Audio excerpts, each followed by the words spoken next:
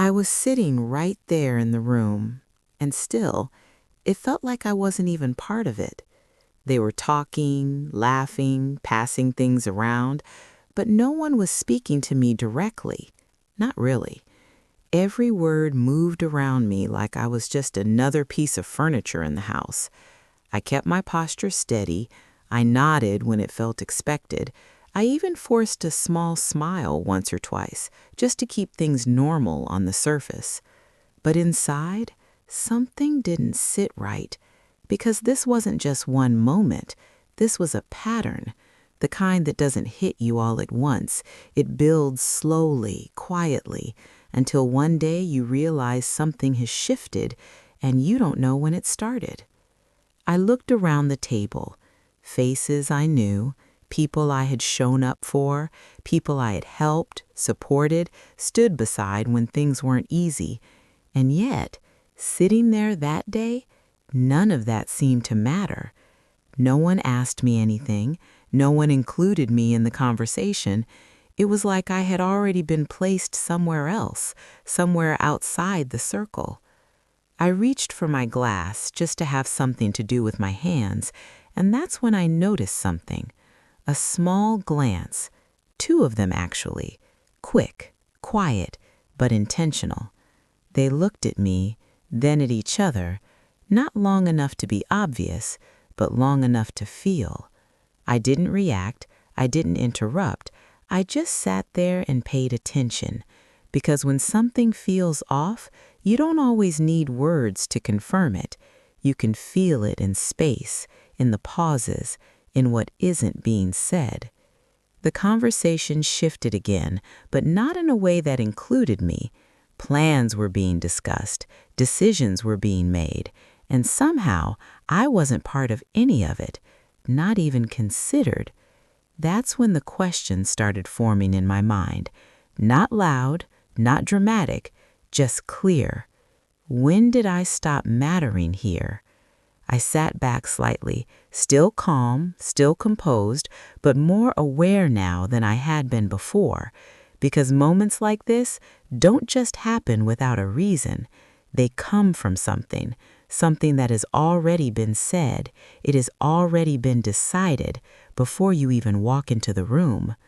I let my eyes move across the table one more time, watching, listening, not reacting, because I wasn't going to guess anymore. I was going to understand, and whatever had changed, I was going to find out why. I tried to ignore it at first, told myself I was reading too much into it, that maybe everyone was just distracted, caught up in their own conversations, not realizing how it looked from where I was sitting. But the more I paid attention, the harder it became to explain it away, because it kept happening. Every time I leaned slightly forward, thinking maybe I could join in, the conversation shifted just enough to move past me. Not obvious, not rude, just intentional, like I wasn't meant to be part of it. I stayed quiet and watched. That's when I noticed something else. They weren't just talking around me. They were looking at each other in a way that didn't include me. Small glances, quick pauses, moments where something passed between them without a word. And every time it happened, I felt it. That quiet feeling that tells you there's something you don't know. I adjusted slightly in my seat and looked toward my son. He didn't look back. Not once, not even by accident. That caught my attention more than anything else, because no matter what was going on, he always acknowledged me. Always. But not this time. This time, it was like I wasn't even there. I let that settle for a moment, then shifted my attention to the others. They were engaged, comfortable, talking freely, just not with me. And that's when it became clear. This wasn't just distance. This was exclusion, quiet, controlled, but deliberate. I reached for something on the table again, just to break the stillness around me. And as I did, the conversation paused for a split second, just enough to notice. Then it picked back up, Softer this time, lower, like something had just been interrupted. My hand stopped for a moment, not visibly, but enough for me to feel it, because now it wasn't just a feeling anymore, it was a pattern I could see. I leaned back slightly and took a slow breath, keeping my expression neutral, because reacting too soon would have closed the door, and I wasn't ready for that, not yet. I needed to understand what this was, where it started, and why it felt like I was the only one who didn't know. The room didn't feel the same anymore, not like it used to. There was something underneath everything now, something quiet, something hidden, and the more I paid attention, the obvious it became. They knew something, something about me, and whatever it was, it had already changed the way they saw me. I looked down for a moment, then back up again, more focused now, more aware. I wasn't sitting there confused anymore. I was watching, listening, waiting. And one thing was already clear. This wasn't going to stay quiet for long. I told myself I was going to stay calm, just observe, just understand. But that got harder the moment it stopped being subtle. It happened quickly, something most people wouldn't have noticed, but I did, because by then I was paying attention to everything. A plate was being passed around the table, one person to the next, easy, natural, routine. I watched it move from one side to another, then closer and closer to me, until it reached the person sitting right beside me. They took what they needed, then, without even looking in my direction, passed it past me to someone on the other side, like I wasn't even sitting there. My hand stayed where it was, resting lightly on the table. I didn't move. I didn't say anything. But in that moment, everything became clear. That wasn't an accident. That wasn't a distraction. That was a choice. Small, maybe, but deliberate. I slowly pulled my hand back into my lap and sat still, keeping my expression neutral. No reaction, because reactions can be dismissed, but awareness stays. The conversation continued like nothing had happened, voices steady, laughter in the right places. But now I wasn't just hearing it, I was hearing what was missing. No one turned to me, no one included me, or maybe they noticed and chose not to. I glanced toward my son for a second. Still nothing. No eye contact, no acknowledgement. That silence from him said more than anything else in that room, because if he saw it and said nothing, then this wasn't just happening around me, it was being allowed. That realization settled in slowly, heavy and unavoidable. I adjusted my posture slightly, not out of discomfort, but to ground myself, because something inside me had changed. Before, I was trying to understand. Now I was starting to accept what I was seeing. This wasn't a misunderstanding. This wasn't a bad moment. This was how they were choosing to treat me. And once you see that clearly, you can't go back to pretending everything is fine. I let my eyes move across the table again, watching more carefully now. And that's when I noticed something else. A conversation started at the far end, quiet at first, then slightly louder, just enough to catch pieces of it. Not full sentences, just fragments. She doesn't. After everything. I told you. The words weren't clear, but the tone was, and the direction was even clearer. I didn't turn my head or make it obvious, but I listened, because now I understood that whatever was happening in that room wasn't random. It had a source, and I was getting closer to it. I took a slow breath and kept my composure, because if they thought I wasn't paying attention, they were wrong. Whatever they believed about me, whatever had been said, I was going to hear it for myself, not in pieces, not in hints, but completely. Because now this wasn't just uncomfortable, this was intentional. and I wasn't going to sit there and pretend I didn't see it anymore. By that point, I already knew something was wrong. I just didn't know how far it had gone until someone said it out loud. It didn't come from across the room. It came from the table, close enough that there was no confusion, no guessing, just words placed exactly where they were meant to land. I mean, after everything that's been going on, I'm just surprised she even showed up. The sentence wasn't loud, but it didn't need to be. Because the moment it was said, the room shifted. Not dramatically, just enough.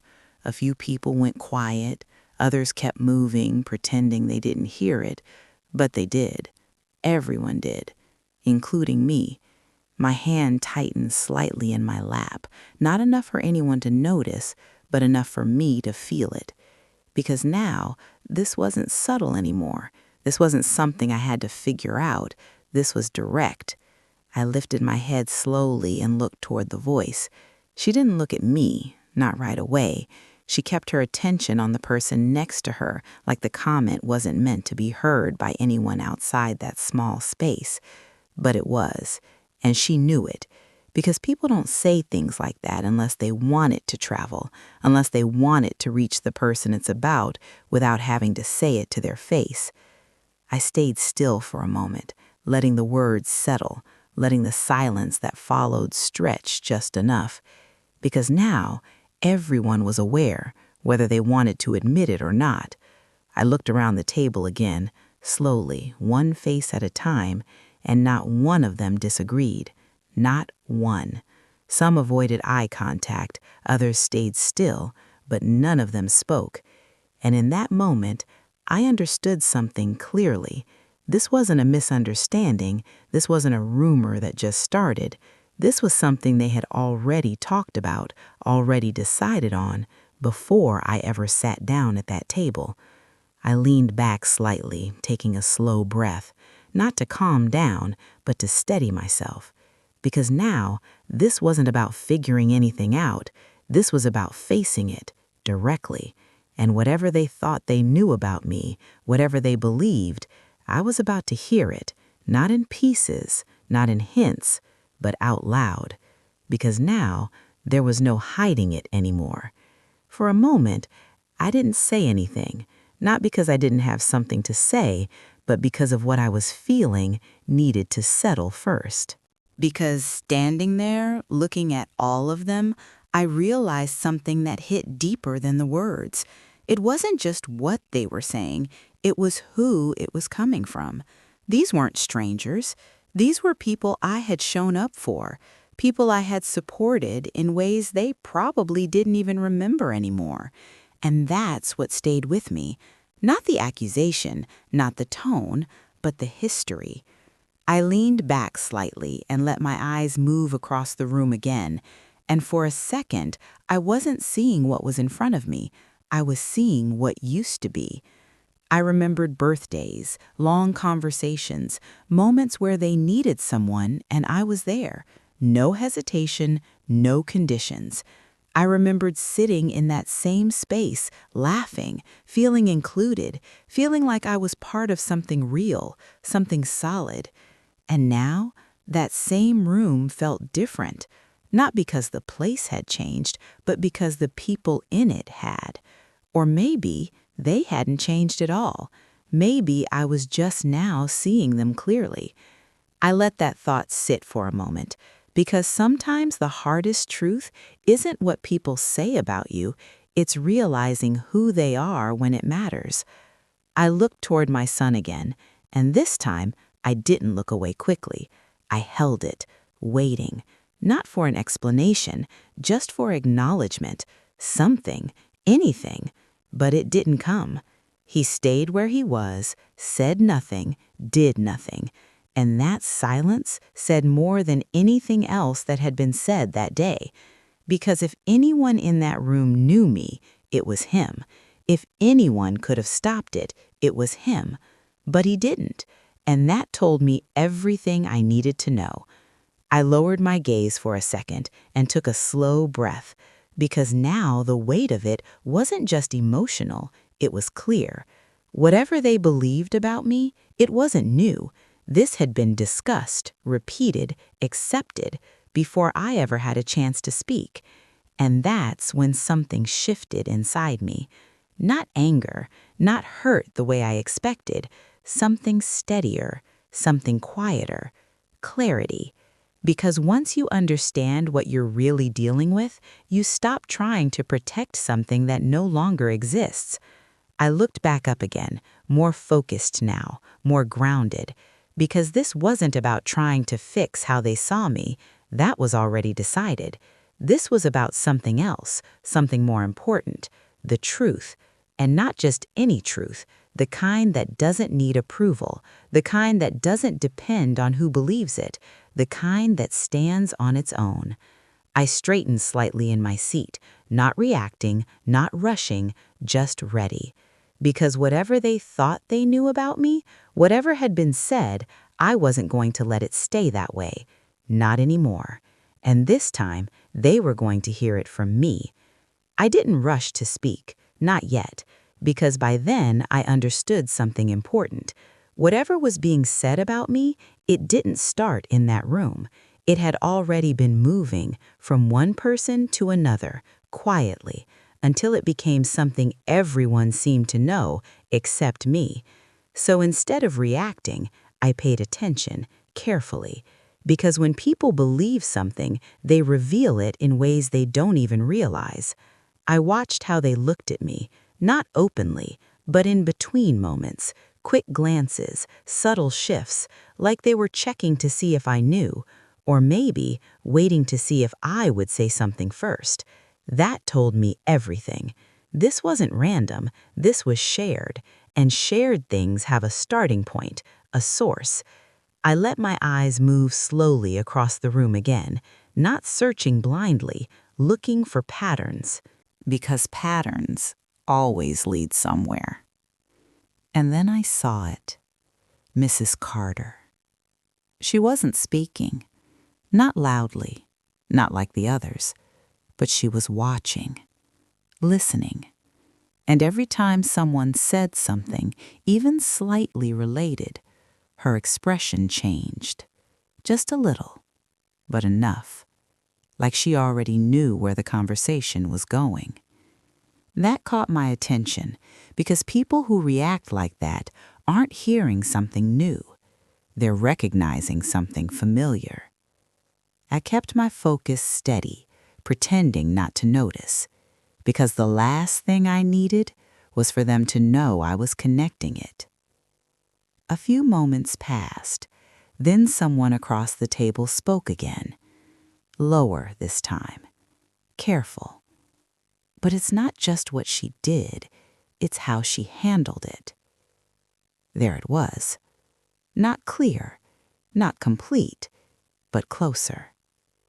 I didn't move, didn't interrupt, because now I understood something else. If I let them keep talking, they would fill in the gaps themselves. And that's exactly what I needed. Another voice followed. She should have said something earlier. Agreement. A few quiet nods. No one questioned it. No one asked what exactly it was, which meant they already knew. I felt that uneasiness settle in, because now the shape of it was clearer. This wasn't one accusation. It was a story, one that had been built, repeated, and accepted without me. I leaned back slightly and folded my hands, keeping my expression calm, because reacting now would only shut it down, and I was too close. I needed one more piece, something direct, something that couldn't be twisted. So I let the silence stretch just a little longer. Then I spoke. Not loud, not sharp, just enough to enter the conversation. What exactly are you all talking about? The words landed, simple, but heavy. Because now it wasn't indirect anymore. It wasn't whispered. It was out in the open. A few of them shifted in their seats. Others avoided eye contact. And just like that, the room changed again. Because questions like that force answers, even from people who aren't ready to give them. I looked at them, one by one, calm, steady, waiting. Because now there was nowhere left for it to hide. Whatever they believed about me, whatever had been said, it was about to be spoken clearly. And this time, I was ready to hear it. It's always people, never a name, never a source, just something that moves around until it starts to feel real. I nodded slowly, not agreeing, just acknowledging what I was hearing. From where? I asked. It was a simple question, but it changed everything, because now it wasn't about the accusation, it was about the origin. There was another pause, longer this time, more uncomfortable. Eyes shifted, quick glances were exchanged, and then someone finally said it. Mrs. Carter mentioned it. There it was, clear, no confusion, no guessing, the moment everything connected.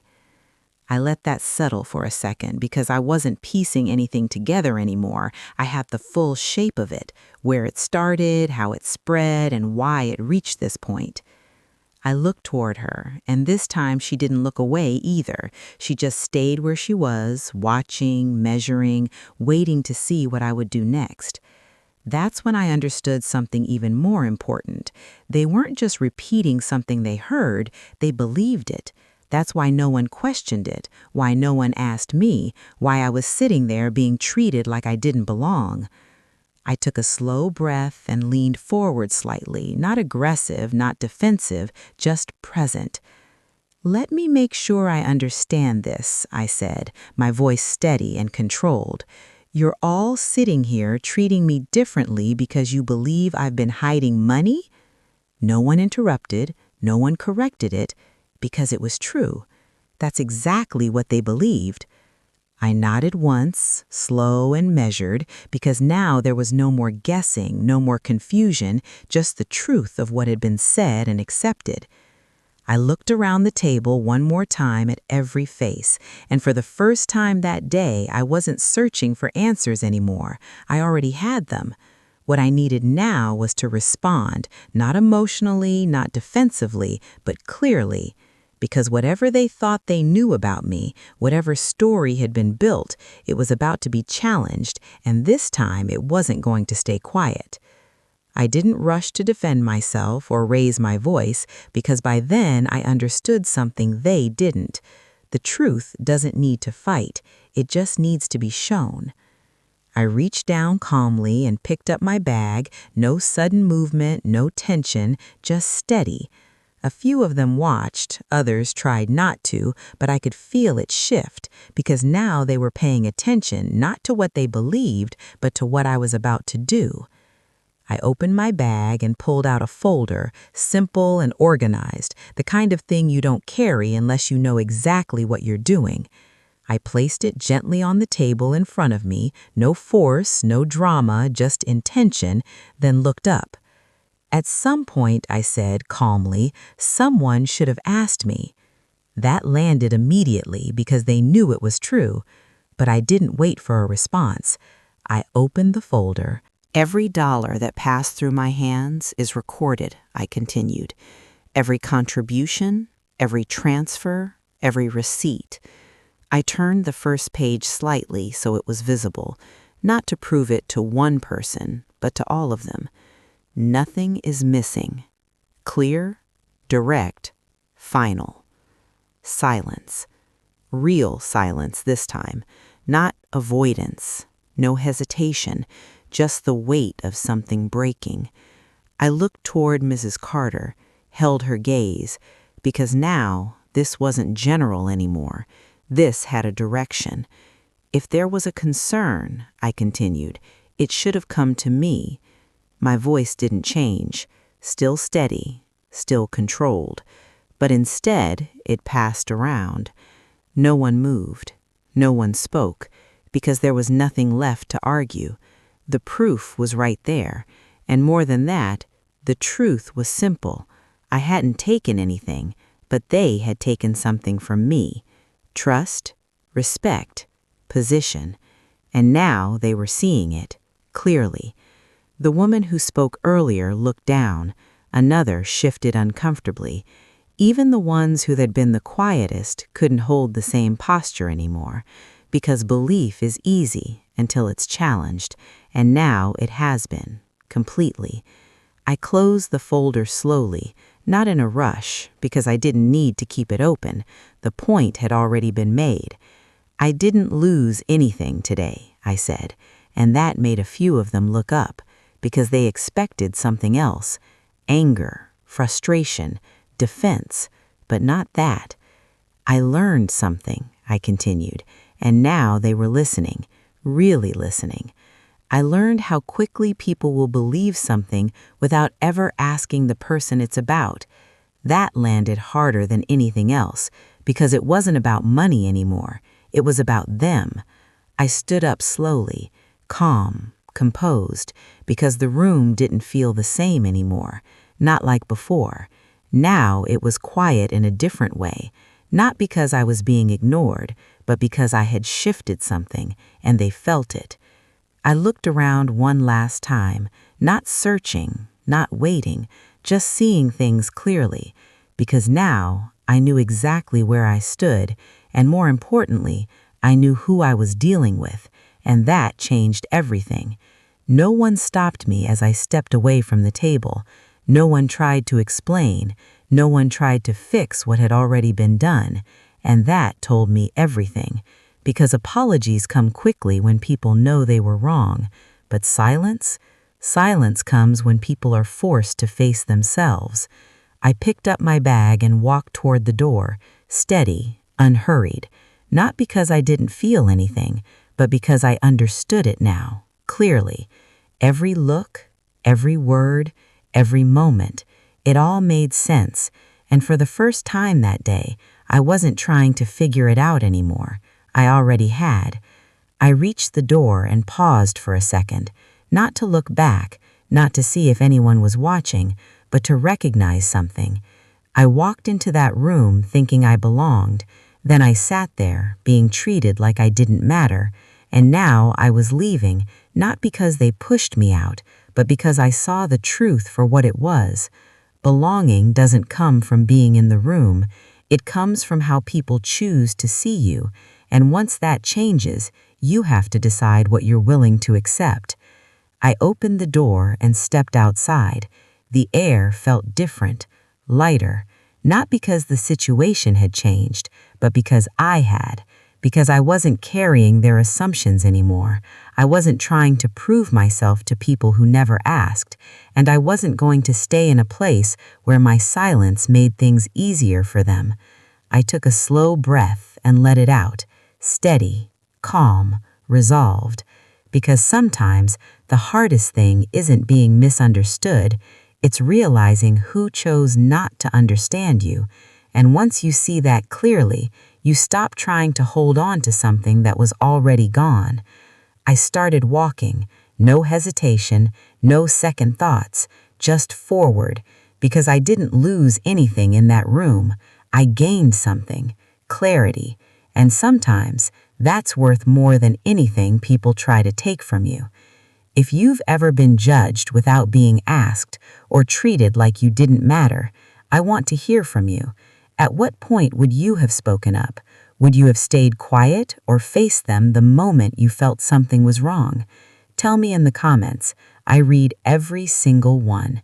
And if stories like this stay with you, if you understand what it feels like to be overlooked, misjudged, or pushed aside, subscribe to Quiet Voice of Her Life, because sometimes the quietest voices carry the strongest truth.